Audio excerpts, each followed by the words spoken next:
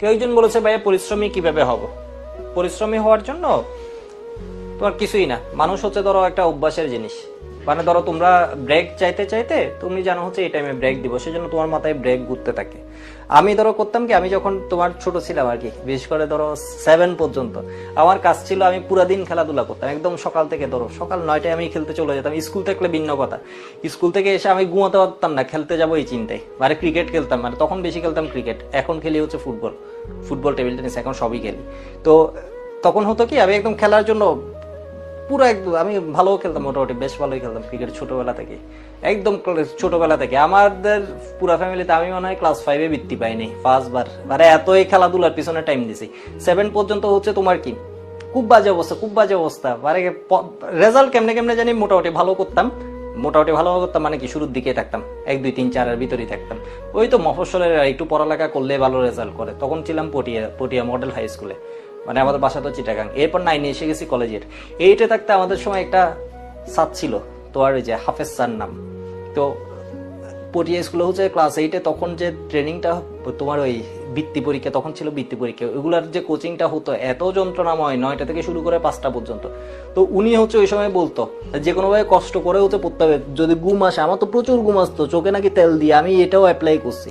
এরপর হচ্ছে কি সকালে 5টার ভিতর উঠে যেতে হবে, 5টায় উঠে পাউরুটি চা যেটা পাই বানাই, বলছে বাসায় হচ্ছে বানাতে, মানে বানাই যে কোনোভাবে কি খেয়ে পড়া শুরু করে দিতে। করতেছি এমন করতেছি, করলাম, 1 দিন করলাম, 2 দিন করলাম, 3 দিন করলাম। এরপর হলো কি তোমার, মানে এমনি যখন 3 দিন করছি, পরের দিন দেখতেছি আমি ওই কাজটা না করলে আর ভালো লাগতেছে, মানে আমি ওই টাইমে উঠে যাচ্ছি। মানে মানুষ হচ্ছে এমন একটা জিনিস, যেমন হচ্ছে কুকুরকে দেখবা, তুমি ধরো খাবার দিচ্ছ, খাবার দিলে তুমি ধরো একটা কুকুরকে রাস্তায় ধরো গিয়ে রাস্তার কুকুর খাবার দিচ্ছ, 1 দিন 2 দিন 3 দিন গেলে পরের দিন দেখবো ওই টাইমে ও হাজির হয়ে যাবে। মানুষ হচ্ছে এর চেয়েও বেশি খারাপ, মানে কুকুরের চেয়েও মানুষের এই বৈশিষ্ট্যটা ভালো। তুমি দেখবা হচ্ছে তুমি পড়তেছো, পরের দিন তোমার বডি অটোমেটিক দেখবা হচ্ছে তোমাকে, তুমি পড়ায় মনে বসে থাকবা, পড়তে থাকবা, মোবাইলকে ফেলে রাখবা, মোবাইল দূরে রেখে দিবে। যখন ক্লাস করতেছো, ক্লাস করে মোবাইল দূরে, তোমার কল দিলে কি হবে, তুমি কি হয়েছো, তোমাকে কল দিয়ে খুঁজে না পেলে কি হবে, দেশ উল্টে যাবে, কিছুই উল্টে যাবে না। তুমি ফেসবুকে না থাকলে কি হবে, কিছুই যায় আসে না কারো। মানে ঘটনা বুঝতেছো? তাহলে তুমি যখন এটা পড়তেছো, পড়াগুলা একটু ধীরে ধীরে পড়া হচ্ছে তোমার মজার জিনিস। পড়াটা এখন অনেকে মনে করবো হচ্ছে পরীক্ষা পড়তেছি কিছু বুঝতেছি না, আরে পড়া তো যখন মানে তুমি পরীক্ষার জন্য পড়লে পারবে না, তোমার পড়ার মজাগুলো নিতে হবে, জিনিসগুলো যখন বুঝতেছো, এই যে করতেছো ধীরে ধীরে দেখবা হচ্ছে তোমার ভিতরে একটা ইন্টারেস্ট জাগবে, তখন দেখবে তুমি করতেছো আরো ভালো লাগবে। আর এই কাজটা যখন তুমি করবা, দ্যাট মিনস ধরো আজকে পড়তেছো, একদম তুমি চিন্তা করছো উঠবা না, বা একটা শিডিউল করে পড়তেছো, মোবাইল দূরে সরাই রাখছো, একদম কোনো কিছু, কারো বিয়ে আছে তুমি যাবা না, কিছু করবা না, এমনি করে 3 দিন পরো, 4 দিন পরো, 1 সপ্তাহ পরো সিরিয়াস দেখবা তুমি পড়ার ভিতর হচ্ছে একটা কি ঢুকে যেতে পারবা। তো আমি হচ্ছে ক্লাস 8-এ এসে এই জিনিসটা করছি, ক্লাস 8-এ আমার রেজাল্ট অনেক ভালো হওয়া আরম্ভ করছে। এরপর সবচেয়ে মারাত্মক যেটা হচ্ছে চিটাগাং কলেজের স্কুল, আমি জানতাম হচ্ছে সবাই মারাত্মক লেভেলের স্টুডেন্ট। ওইখানে এসে আমি শুরুতে ভর্তি পরীক্ষার জন্য এত পড়া পড়ছি, আমি দিন রাত পড়তাম। আমি তো চান্স পাইছি, ওইটা বিষয় না। এরপর প্রথম 6 মাস এত পড়ছি, শুরুতে কলেজের স্কুলে ধরো একটা কি টপের মধ্যে চলে গেছি। এরপর কোচিং এ হতাম, প্রত্যেক পরীক্ষায় ধরো ফার্স্ট সেকেন্ড এরকম, মানে আবার শিফট যেগুলো ছিল আর কি, ওইখানে আমি ধরো হাইস্ট, এমন হতো যে ম্যাথ দিছে আমি দ্রুত করে ফেলতেছি। কলেজে এটে খেলতে গেলাম, 1 দিন 2 দিন গেলাম, মর্নিং শিফটে ছিলাম আমি চিটাগাং কলেজের স্কুলে। চিটাগাং কলেজের স্কুল হচ্ছে লেজেন্ডারি লেভেলের, পুরো ওয়ার্ল্ডে সব জায়গায় ধরো চিটাগাং কলেজের স্কুল থেকে সবাই ছড়াই গেছে। এনডিসি চিটাগাং কলেজের স্কুল এরকম কিছু জায়গা আছে, সব জায়গা ভালো, বাট এরকম জায়গার মানুষজন দেখবে পুরো ওয়ার্ল্ডে ছড়া যায়। এবং বুয়েট, মানে পুরো ওয়ার্ল্ডে গেলে হচ্ছে এর মধ্যে লোক পাবা।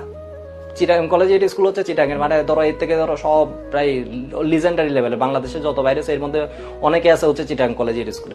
বিষয় এখানে আমি জানতাম হচ্ছে এটা খুব মারাত্মক লেভেলে, আমি হচ্ছে ওর আইডিয়াটা আমি ধারণাই করে রাখছি ও অন্য লেভেলে, এটা ধরো অন্য লেভেল টাইপের।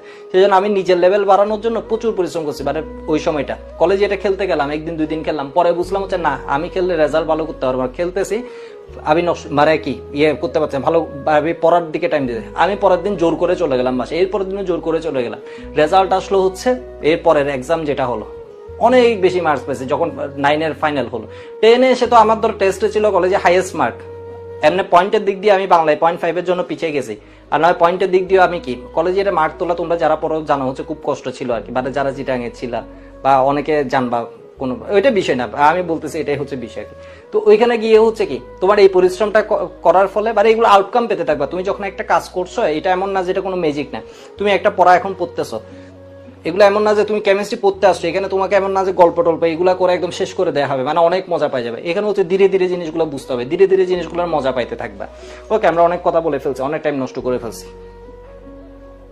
তবে ওই যে মানুষের অভ্যাসটা আর কি, তুমি কোন সময় খাও, কোন সময় কি করো, এগুলা থেকে মানে তুমি পড়ার দিকে হচ্ছে মুভ করবা।